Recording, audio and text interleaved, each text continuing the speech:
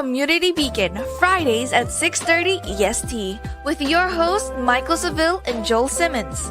A channel whose focus is liberty. A place where the lessons discussed and taught will create openings to a more open and freer mindset. A mindset where you may reach the height of your potential and excel. Here are your hosts, Mike and Joel. Good evening. It's 6:30. It has to be 6:30. That's when people are checking this out. What is going on, everyone? Happy December. I'm Mike Seville. I'm your real estate guy here in Palm Beach County. And on the other side of the camera, we have my brother from another mother, the one and only, the incomparable Mr. Joel Simmons of the Tenacity Foundation. What is going on, brother? Hey, man. Another day. Glad to be here with you. Yep. It's almost like the therapy session is about to start. So I'm enjoying this.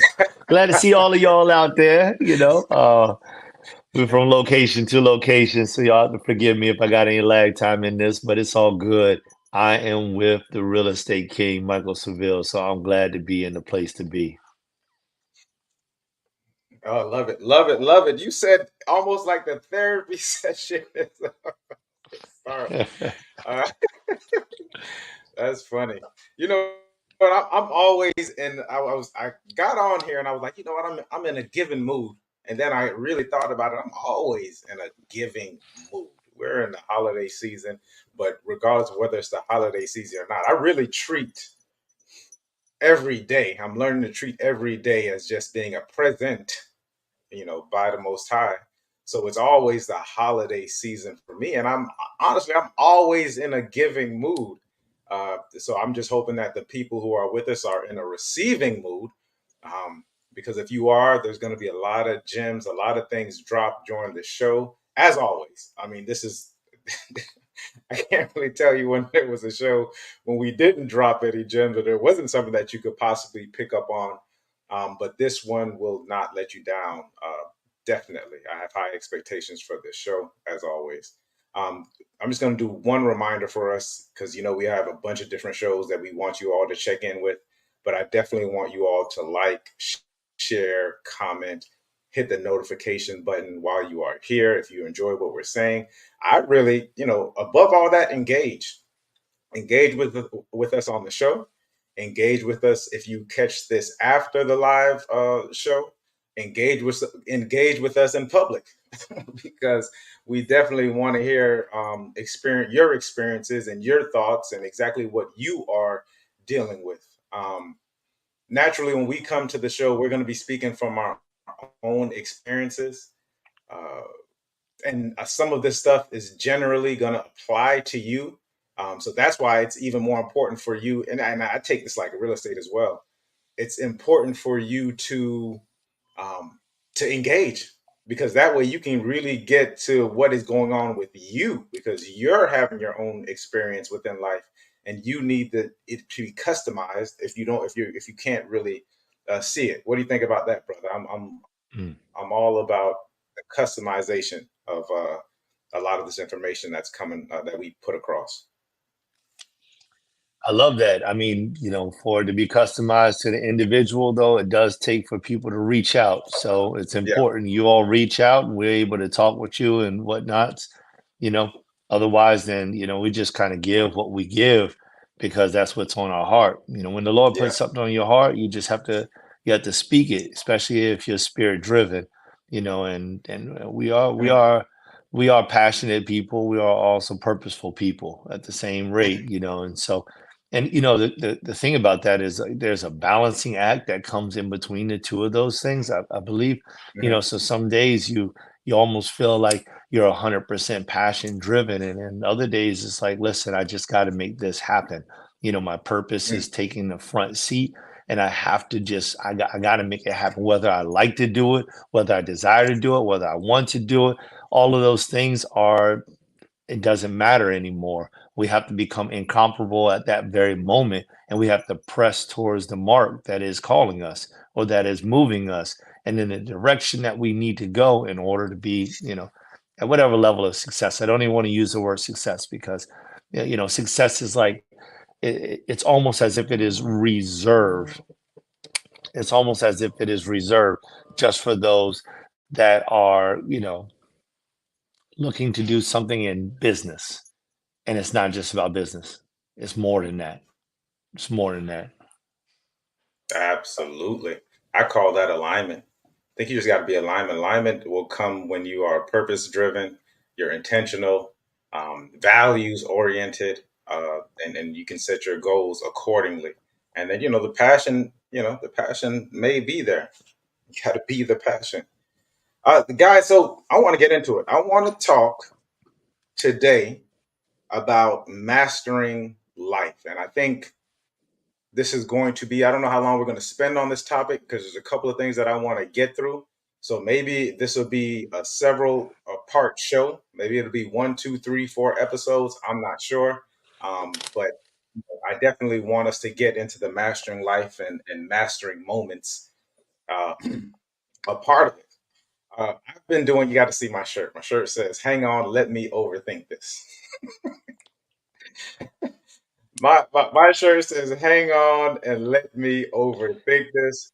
And it's interesting in the last maybe a week, a little over a week, one of my coaches, she told me, she said, mastering the art of minding your own business. Mastering the art of minding your own business. And I took that to heart. And I brought it to myself and I said, okay, this is great. And what happened was when I decided that, very important when you make that decision. When I make a decision that I was going to put that on the forefront as I'm working, and I don't know if you all have noticed, but in the past couple of months, I've been very, very still. I got a chance to really notice and put some things together because nowadays we're missing common sense. As a person from the gym, an older guy from the gym, just told me like maybe about 30 or 40 minutes ago. He said, Mike, I don't know what's going on. He's 75 years old. He was talking about his father. His father fought with General Patton, his football coach. I think he said he graduated um, Syracuse. He was a football player on Syracuse like in the 60s or something, 60s or 70s. So this guy is it's a pretty seasoned guy. He says it seems like we haven't mastered common sense. And I want to bring a lot of these things to the forefront because I think what is going on is we have an identity issue. We are having an identity most issue here in these United States of America. I'll speak from the experience, and so I really want us to get to the crux of it. I want us to do foundation, and we've been doing this for a long time. We've started with pillars and foundations. That probably was like some of our earlier shows. If you get a chance to look back on it, and this is going back almost 2 years, excuse me, over 2 years now. We've been talking about foundation and I want to demystify a lot of things. So that's where that's the preface for this show. Um, I want to really start off by demystifying this legacy slash generational wealth. I probably spoke a little bit about it on some other shows, but I want to delve deep into it because for whatever reason, we are overcomplicating this. Look, me too. I bought this shirt months ago for a reason. We can tend to really mystify a lot of these things that are based on principles and foundational thoughts and processes. A lot of these things go back to some of the to books. You can look to the Bible. You probably can look to the Torah. You can look to the Quran. A lot of these books are based on just foundational principles. So I'm going to get into it. And I have really four. I'm going to give you four. And this is just for probably 95. I'm going to be easy. I would say 95% of people. That's what I'm going to call the majority. 95% of people. Because what I've been seeing is a lot of people getting caught up in different things and chasing, really super chasing the wind. Not even just not chasing the wind, like super chasing the wind and chasing things that when they get there, it's ultimately not going to be for them, because there's a lot of things that is not within a lot of people's being. So let me give you some. Let me give you the average. And this is 95% of the people. And you can argue with me, you can engage with me. I'd love to hear your viewpoints on it. There's four things if you want to become successful in not in life. Four things to be successful in life. And this is the real American dream. Number one is your spouse slash partner. And I would even go further as the people that you decide to be around for the majority of your time. If you really took a look at your life, this is most of us, we talk to the same people, we engage with the same people. That's why it's even more so important that the spouse or partner that you pick, it's so important. And the brother we spoke a lot about this the last couple of episodes. I definitely know the last episode in regards to relationships. It's important about the relationships that you're in, and it's important that you all are equally yoked. And that comes from several different things. So the number one is your spouse, your partner, and your network. We want to master life. We want to master the moments. This is about being intentional. You have to be intentional. If you're picking a spouse or a partner, because essentially we'll believe that this is for life. This is a lifelong thing. If it's a business partner, there's going to be a lot of investment. There's a lot of time invested in these different things and your relationships. Who it is that you decide to hang around, right? Ultimately, we start to live unintentionally, and we just start to be around the people who just happen to be around us. But we really need to take an inventory as to the type of people that we're around. Now, human nature, and you all can look this up, human nature is going to tell you that you really need to be and I've been hearing this word a lot, tribe. Your tribe really is at 150 people. These are people who, when you see them, they say something to you. You probably engage in similar activities, whether it's church, whether it's going to the grocery store, whether it's just in the vicinity of where you are. It's about 150 people. This is essentially the amount of people that you can really remember, engage in, and they like you. They have similar values to you. They have similar goals to you. These are so 150 people. Let's not really mystify this. So within that 150 people, so what's going on now is that we're starting to get onto social media, we're getting online, and we're getting out of these 150 people. So you have someone who has a differing thought process from you. You're engaging with people who have different thought processes, hugely different experiences. They come from different cultures. They have different religions. They have different ways of beings. And these are the people that, when you get on social media, that you're arguing with. You're like, I don't even know how this person thinks that way. Like, it doesn't even make sense. Well, I'm going to tell you what, it 1000% makes sense to them based on their experience. And you're allowing these people to influence you. They're influencing you some negatively, some positive, maybe whatever, because I can see parts of it, because you shouldn't just negate them.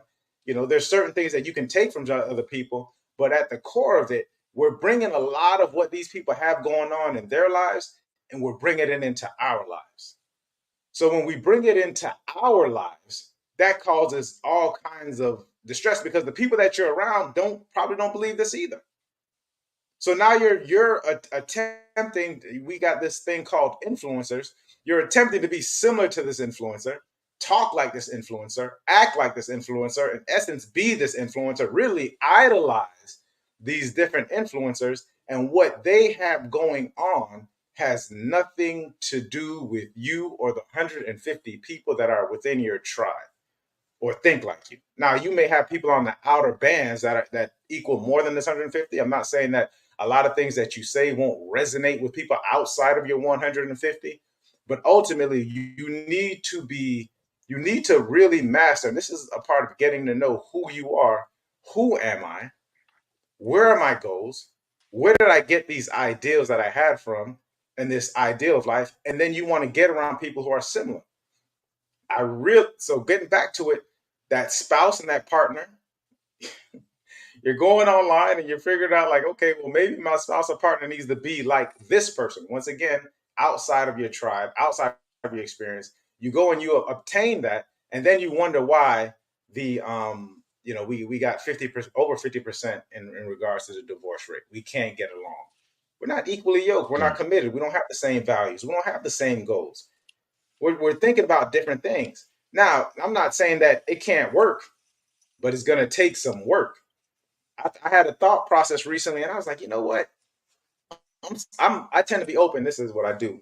I don't know if you all saw that Sylvester Stallone movie when he was arm wrestling and he puts his hat to the back when he's really putting in work. You have this thought process I had this thought process of actually being equally yoked. I'm like, I could essentially be equally yoked with anybody. I can be really easy to get along with because I can start to see both. I can empathize with people. I can understand people. Now, just because I can empathize and I understand with people, is going to take even more work if I'm not necessarily in agreement or in alignment with these people, or these people aren't in alignment with me. So here I am just looking to appease and appease and appease because this person is what I'm told is supposed to be the person. However, we don't have the same values and the same goals. And then oftentimes by the time we figure this out, this is too late. Say you have a child with this person. Say you've invested that with a person. Now we're talking really about 18 to 21 years if you want to have the responsibility of a child. And really, a child is lifetime. So now you're locked in with someone who's not necessarily have the same goals, has the same values as you. So then it's like, okay, so what do I do then? You can look to the brother. I remember I asked the brother, I said, brother, what do you do? This might have been off camera. I said, brother, what do you do if the scales are if we're just not if it's just not working? And he's like, well, the scales you just got to keep putting in. Essentially, the scales they're out of balance. You got to keep balancing the scales. But it will take work. It will take empathy, and it will take giving up some of the things that you may or may not want. That's number one. Number two, foundation. Let me jump in. Go ahead, brother. Yeah. I mean, I'm loving where you're headed with all of this. One of the things that I heard while you were talking about the who, the what, the when, and all those things, I was like, man, you're talking about identity right then. You brought up identity again. And this identity issue is really serious. And just the pathway that you're leading down, talking about, as far as it goes with the relationship, whether it's your network, you said your spouse, your partner, your network. I thought that was really amazing how you said that, because when you look at it, I mean, everybody's not married. Everyone doesn't have, a significant other or someone that they partner with inside of a business, but we all have some type of network, some type of association, some type of friendship, some type of, balance amongst people. For the most part, there are a few people out there that don't have anyone, and I can understand that they may not even be watching this show, right? But I thought that was important because these identity issues, they change. They change. And so, like with that question about what do you do when you fall out of alignment, I started to think about that scripture in the book of Amos, the 3rd chapter, the 3rd verse, and there was a question that was asked: Can two walk together except they agree? And it's like you love the word alignment, and I understand that word. It's like, well, can two walk together except they are aligned, or can they at least need to agree? They got to agree on whatever it is. If we're going to go to the store, we have to agree that we're both going to the same store. We're going to walk together. If not, I'm going to end up going to the north. You're going to end up going to the south. We'll no longer be walking together, except we agree that I'm going to go to the north, you go to the south, and then we'll meet back central. And so there still needs to be some type of agreement, whether it's an agreement to agree or agreement to disagree or agreement to part ways or agreement to reform ways. Whatever it is, there has to be some type of agreement in order for us to stay aligned. And I think that that's really important because if we don't have, if we don't know who we are, then how can we agree with anybody? And I believe that that's what I hear that coming out of what you're talking about, and in the course of mastering life, you know, and mastering life, it's like know who you are. You know, there was a great scripture that almost everyone knows about, where Moses is asked to go back to the children of Israel, and he is going back and forth with God. He's just like, well, I don't really know how to speak well. And God is like, come on, man, I'm God, remember me. I'm the guy who spoke to you out of the I spoke with you out of the burning bush. Come on, man. you know and he's like, well, here comes your brother Aaron. He can speak well. He will be your prophet, and you'll be like a god. And Moses is like, oh man, this is heavy. It's like he cut me down. I can't squirm. I can't get around that, you know. And he's like, well, who am I going to tell them has sent me? I mean, because if Moses is going to be like my prophet and I'm going to be like a god to these people, well, who am I going to say sent me? I mean, come on now. And this part of this is just me thinking this through as a man, what must have been going through his mind. So you can take that with a grain of salt. But it's almost like, come on now, man. Nobody's going to believe this. No, that Aaron's the prophet and I'm a god. Ain't nobody gonna believe this. Oh well, maybe they will believe this because they believed in a whole lot of gods in that day. But who am I gonna say sent me? And God says, tell them I am sent you. I am that I am. And that's it. That's I wanna bring my exclamation point in right behind that, because the identity issue is what I'm referring to. We're Yeah, all created in the image of God. And God is saying, I am. He's like, I know who I am, period. You don't need period. a name. You don't need a philosophy. You don't need a doctrine. You don't need any of that stuff. I am who I am. You are speaking to somebody who is confident, who is sure. I am that I am. And as you being a representative of me, you need to be who you are. We all must be us. We had this discussion a couple of shows ago, and you were talking about the word be. And I love that. We even went offline and talked about it, because maybe a month or two ago, I brought up just being in a company of a group of men, in a men's group that I sometimes attend. That it's a big deal, but you don't just be, if you understand what I mean. And we can always dive deeper into it, but I don't want to take away from the four different things that cause a person to equal a successful life. So, like I said, let me just draw back before I go into the whole B aspect of it, and just draw in a I am, and then it's just like, what am I? May be the question that we need to ask ourselves in order, in order for us to identify, number one, with ourselves, with our God, and then with our people. Listen, absolutely. I think that's an entire men's retreat within itself. I think we can spend a good 48 to 72 hours men's retreat where we start to delve into our goals, our values, our being, who we actually are, who we identify with, and then what we look like in the future. Absolutely. Because other I was getting into it, brother. You brought it up earlier. But I was going to get into the leadership training that needs to happen within the community. I heard someone say the other day, and I said, you know what, you're right. You are absolutely right. Is that, we have these three things as men where it's, protect, provide, and lead. Some say pastor, they want to keep the P's, what is it? What's the word? Alliteration or whatever, but I'm going to say lead, right? Because we can go into a whole different thing when you start talking about pastoring. But protect, provide, and lead.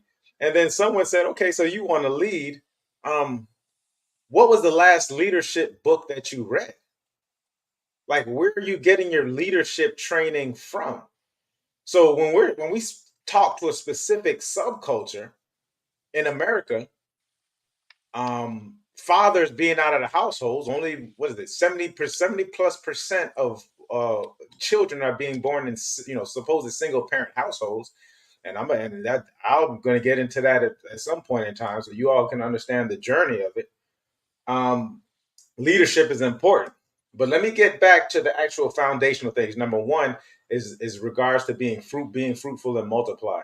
So yes, you can go it alone, absolutely, but 95% of you all need somebody.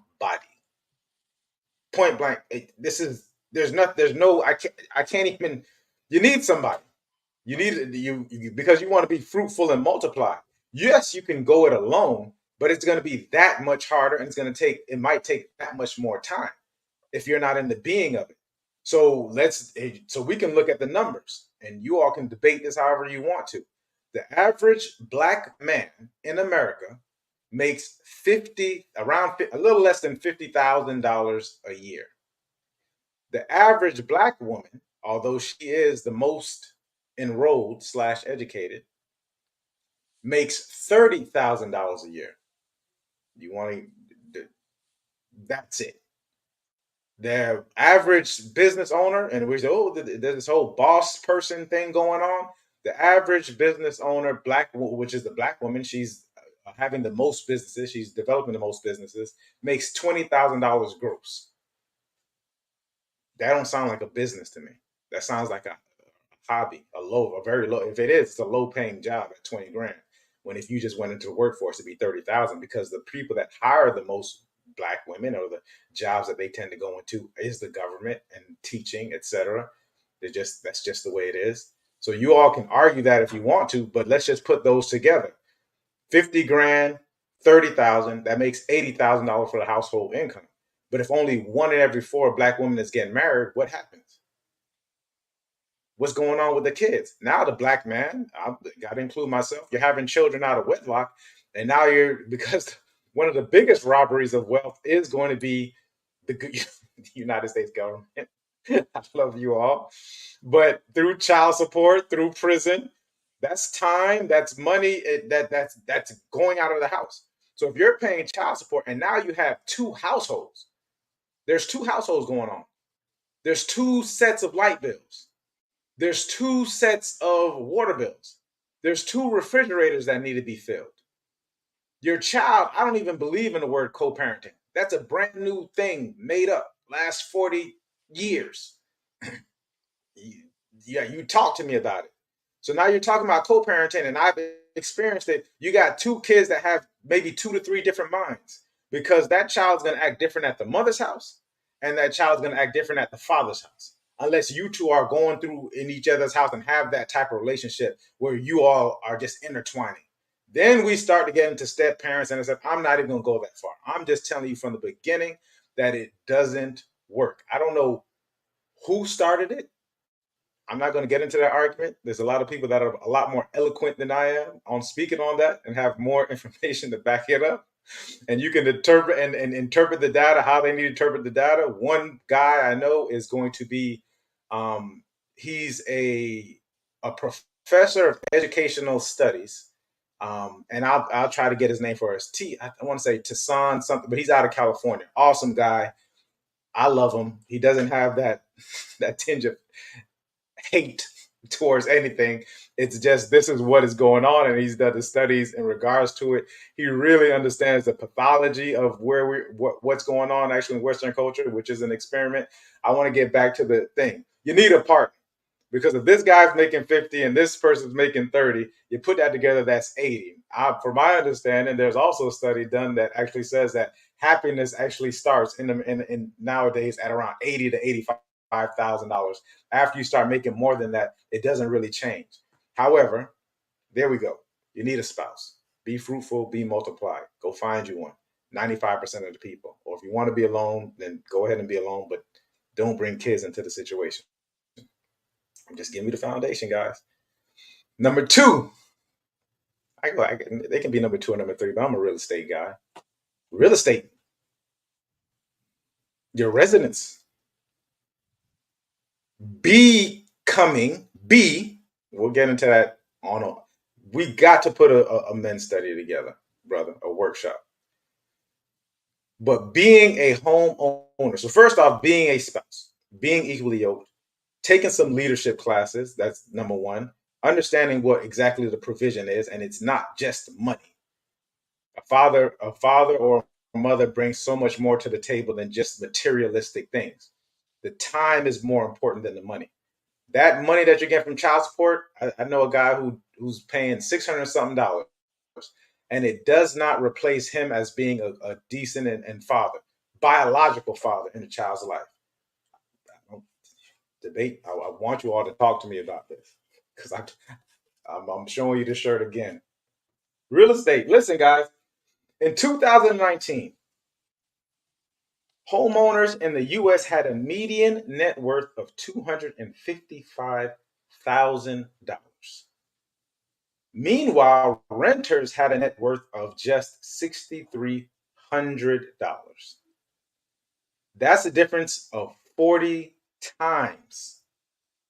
40 times the net worth in between the groups. This is a study done by CNBC, not Michaeldseville. I can go to, but this is what's going to.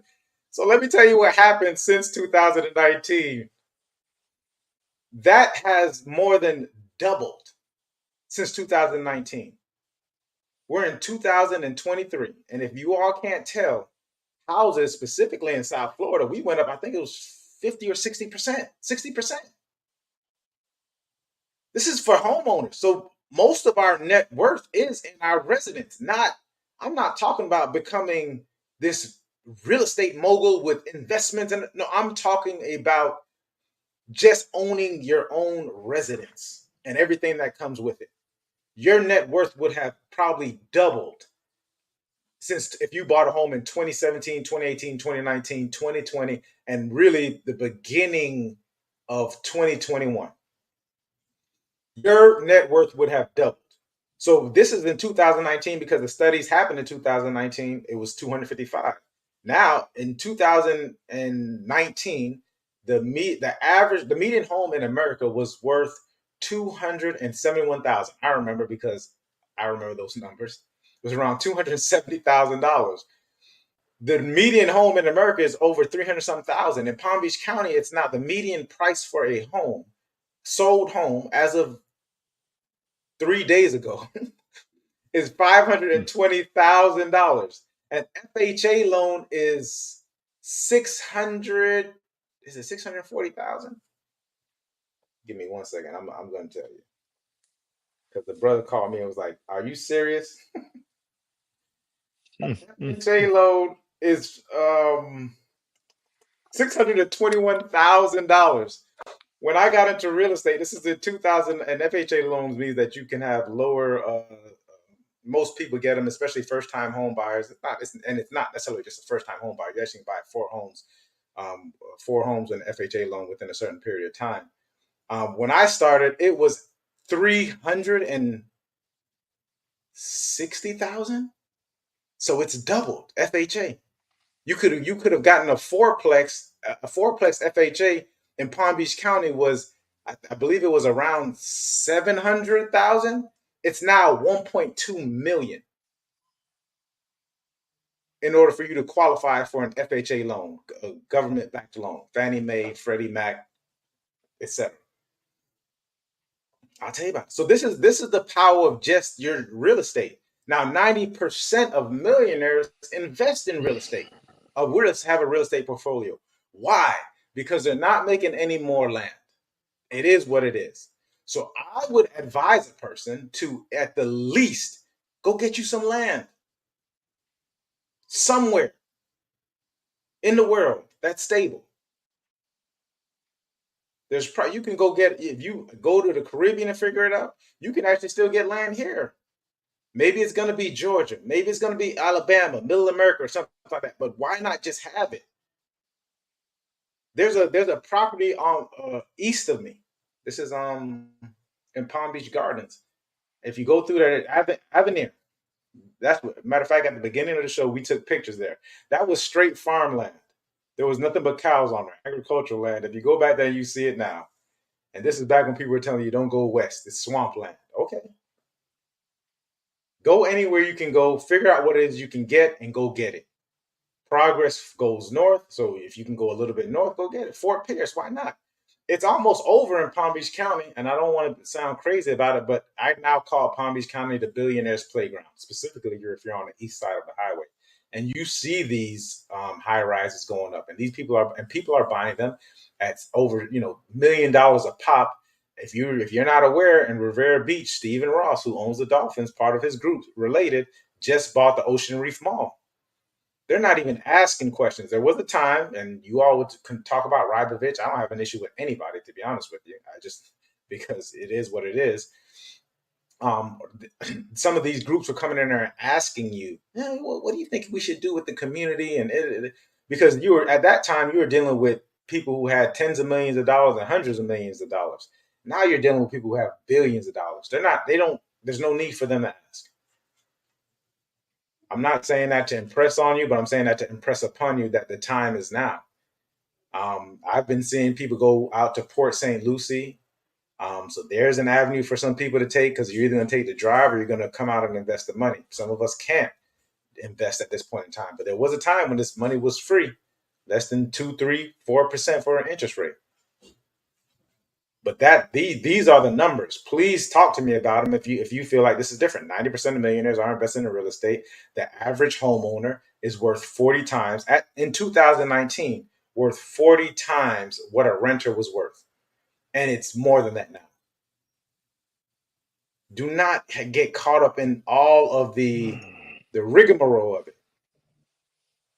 This is the fact of the matter, and this is what 95% of you all need to be doing. You got any questions on that, brother? Because I know I went on for a little bit. If you have anything to add, or I can go into the third. No, that was good, man. I think keep on running. I'm listening and learning right now. When you start that real estate piece, go for it. Love it, brother. Love it.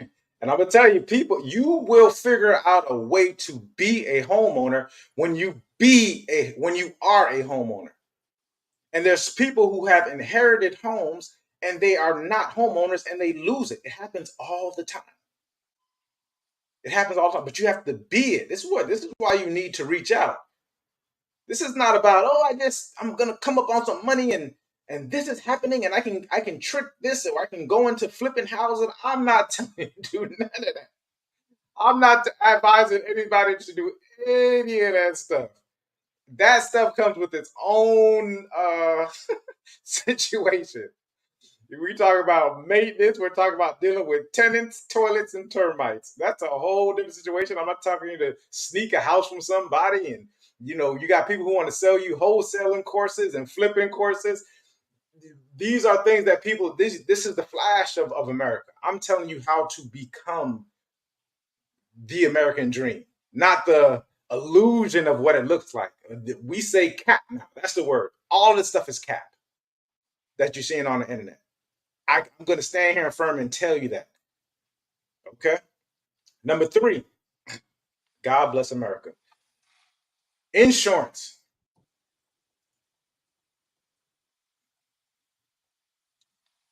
I'm not donating any money to anyone's funeral. I don't eat fried fish like that, so I'm not donating to the fish fry.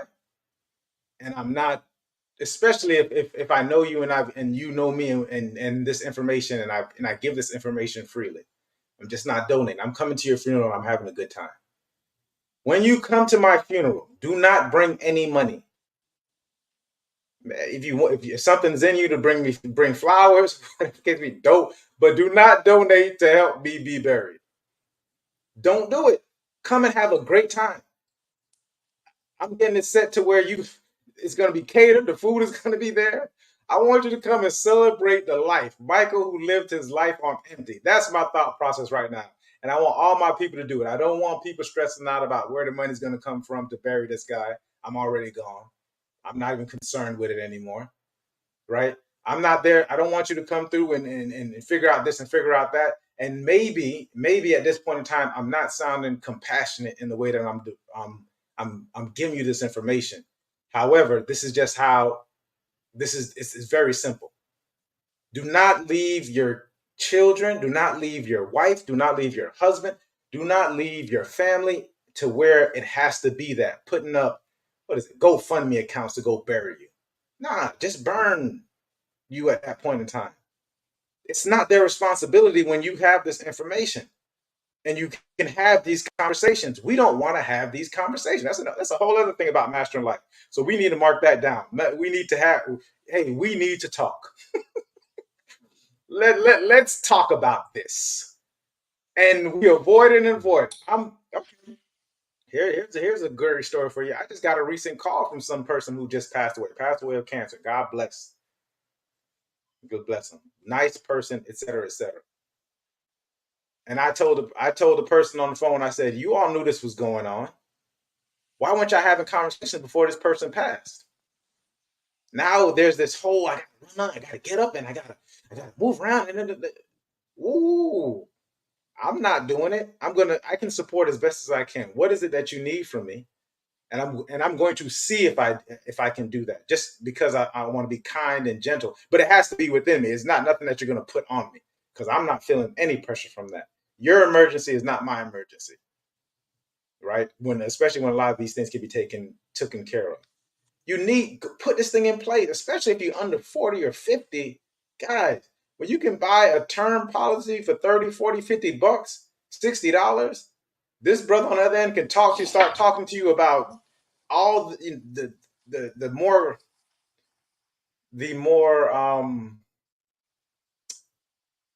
intricate things. The more stable.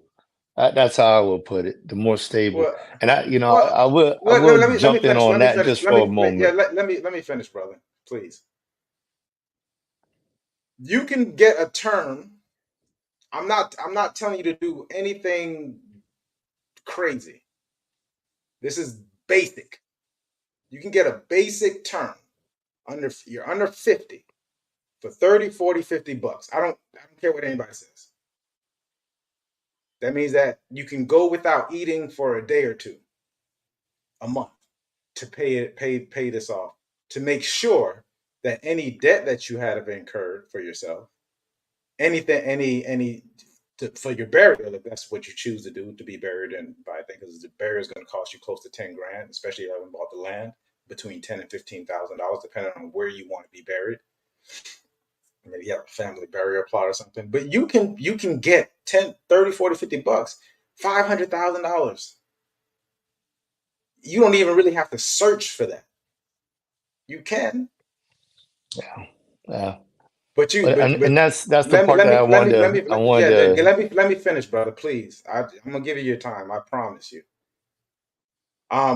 You can, and I have one more to go as well, so I can finish my 4 things. But this is not complicated stuff, because I don't want to overcomplicate it for you. That's the problem. A lot of this stuff is being mystified. It's not. There's nothing mystical about what I'm telling you, because this is for you able to do in this time. I'm not talking about, oh, well, in the 40s, 50s, 60s, we weren't able to. Done. I'm telling you what it is and what you can do now. 30, 40, 50 bucks. You're under 50. And if you're over 50, it might be $100 to make sure that your debt is taken care of. And don't leave your children or your people around you in debt, family members scrambling, trying to figure out where this money is going to come from. All right, brother, you go ahead. Just real quick. Mm-hmm. There's two insurance policies that generally don't pay out. The percentage is high 90s. They never pay out. One of them is term. You're going in and out, brother. You're going in and out. So there's 2 different types of insurance policies that are high 90s that never pay out. So when people buy them, they buy them, but they don't ever pay out. One of them is term. Term is in high 90s. It's like 98%, never pays out. And the reason is because term is for a term. and people generally live longer than the term. And That's fine. once the term is complete, the price of insurance is expensive. And the other one is group term. And that's when you get insurance through your company. The average individual lives into their retirement days, leaves that company, and they no longer have insurance. And now, when it's time to get insurance, they're in their 60s, 65, and they're attempting to get it. So I've helped multiple people who had insurance but lost it because they either left a job or because they had a term policy and they didn't realize it. They thought that they were fine. They bought it 15, 20 years ago. They thought that it was okay because they weren't checking on it, and comes up expired. Now they have to pay an exorbitant amount of money to get something else, or they have some type of disease. They have cancer and they're no longer insurable. So they end up getting, an end of life type of policy. So I agree with you. I think that insurance is really, really important. I myself have a permanent insurance policy and a term insurance policy. I have both. Um, my term insurance policy, I have it for a short period of time, while I'm expanding my life, and I let my permanent grow. So that's the only thing that I wanted to mention. Real short. Absolutely. But I want to keep this very basic. If you all want to talk about insurance and exactly how it relates to you, because that's why I preface this show with, if you wanted to get in depth with it, just like real estate. If we were going to talk about real estate, I can get in depth with real estate and what's the best situation for you.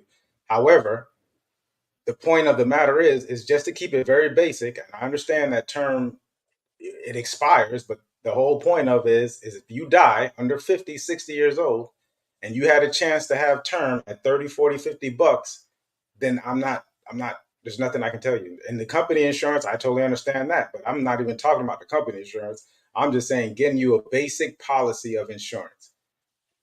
That's it. Whatever else, if you have the expendable income, or if you want to, if you have the expendable income for the other things that go along with the other type of policies, once again, that brother is the one to talk to. Or even not, I wouldn't even call it expendable income. You should just talk to someone in regards to it. How about that? Does that satisfy? Yeah, man. I mean, yeah, go see somebody. Go see somebody, Right. or Okay. make sure you get the knowledge that you need to get, because whether it's me, whether it's Mike, you know, the people are listening to Dave Ramsey, and whatever it is, just make sure you get the knowledge about everything, because there's a lot of inexpensive things. But when it comes down to it, if you're really trying to protect your family, just make sure you get the thing that is most appropriate for you at the time. Absolutely. Yeah. Absolutely. Absolutely. Great advice. Last, because I know the brother, we on a timeline here. Last is a skill. The last thing is a skill. Uh, Martin Luther King said, if you, he said, if you were a street sweeper, be the best darn street sweeper. Really, this is about making use of your time, being impactful, and being intentional in what it is that you do. You should figure out what is it, and this way, and what is it that I do, and can I be the best at it? It doesn't, and at this point, it doesn't matter because most of us don't master our occupation. We just go, we come home, and we collect a paycheck. We do the best that not. We just do what it is that's asked of us, and that's it. But while you're there, you should be making the best of your time. You should be refining your skills. You do not need to be a business owner. The numbers actually should tell you that when you look at the numbers, you actually shouldn't even be thinking about it. However, everyone is not here to own a business. You can be whatever it is, but just be the best at it. Become indispensable at whatever it is that you do. And you cannot be replaced. I talk often about Jeremy at uh, LA Fitness. I don't know if there's a better greeter at Fitness than Jeremy. I just don't. You just can't find it. A person who doesn't wait until the exact moment that their place opens in order to open it. The person that's engaging, the person that comes to work and that's just excited about being there, the person that goes around and does things that he probably doesn't necessarily need to do. But if he were to, right now, people are looking at him and are like, well, I just got to figure out how to put this brother somewhere. I know I have. I'm like, as soon as I get to a certain point, I want to go back and I want to hire Jeremy. You could be a secretary if you are a paralegal. If you become so indispensable to that lawyer that you can start to say what it is that you want because you are worth it, or you can easily find someplace else to go. If you're a lawyer, attorney, be the best attorney. If you're a real estate agent, be the best that you can be. If you're in insurance, be the best in insurance. And what does this take? This takes you constantly going on and just getting better, finding people who are at the top of your industry and asking questions. Finding people at the other side of the industry, because guess what? Success leaves clues. What is it that I could be doing while I'm here, and how can I be the best at it? Because the time is going by anyways. It's going by anyways. Master those moments. A lot of us are in industries where the same thing happens all the time. We either get the same questions, we're in the same predicament, it's the same forms, it's the same people that we're dealing with. Why not just be the best at it? And guess what happens when that happens? Then you start to increase your money. You start to increase your rewards. You start to increase the people that you're around. You start to what they call level up. And so now when we start to get into the actual questions and nitty gritty of, okay, to the other top three things, that also increases that you start using these things as tools so that you can put your family in the best lifestyle / neighborhood that you want to be in. Your kids in the best schools. You can buy that insurance policy that really is going to push you guys over the edge as to what's going to pay out. What you can talk to Joe and he can tell you about. Oh man, you can start to do this with it. You start to have this expendable income. You just make a better life and better way for yourself. But this comes with mastering your life and living your life on purpose. It's not. This is honestly, this is the generational wealth. And part of it is money, but a lot of it is information and knowledge as well. And these things get to be passed down when you have that time. You cannot put a price tag on my grandfather, a return of what my grandfather meant in my life. And his wife probably made more than him in her lifetime. My grandmother probably made more money than he did. But the effect that my grandfather had on me, I'm talking about my biological grandfather, had on me in my lifetime, I can't even I can't even I can't even quantify it. There's not a number you could put on it. But these are the four things, guys. Your partners, real estate, insurance, skill. You master those things over time, there's no way that you can lose. 95% of you guys. There's no way you can lose. All right, bro. I know. I love it, man. I love it.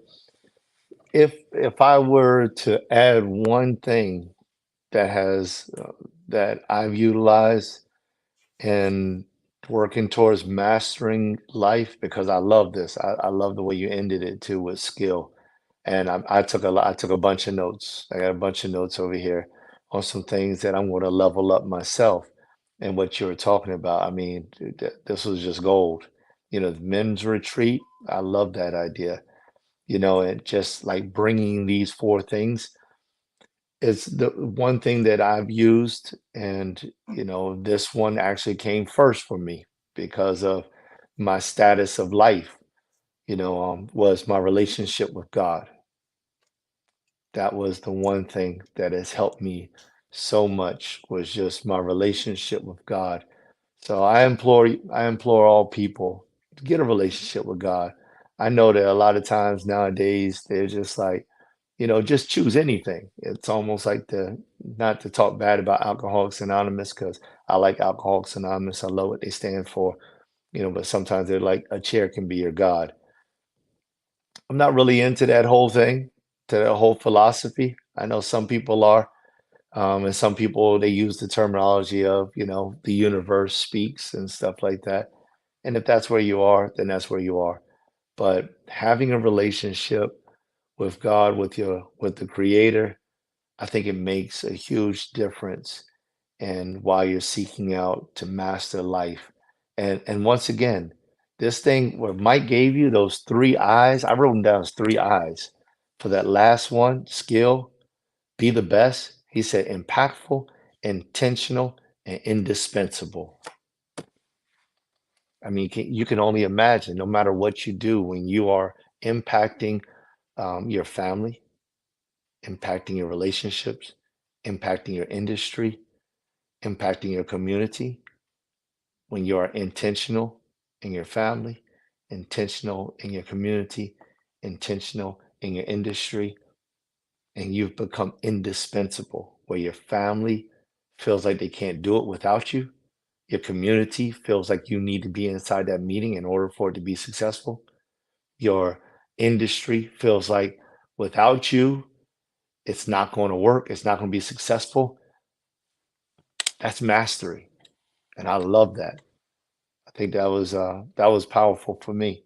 It left me with something that I want to work on. So I love the episode. I'm very grateful to have been a part of this episode, and I pray that you all be blessed out there in every way. Absolutely. All right, guys. You all have a great day. Any questions, any comments, any thoughts surrounding this? Make sure that you put it in the comment section, or even give me a call or ask me about it. No, don't give me a call. I'm lying. You can email me. You can, because I'm getting away from it. I love you all, but nope. Um, so if you see me in public, I definitely but thoughts, but put that information there in the comment section. So I definitely will get back to you. All right, you guys have a great day. We appreciate you all. Happy Friday, man. See you next week. Peace. All right, peace.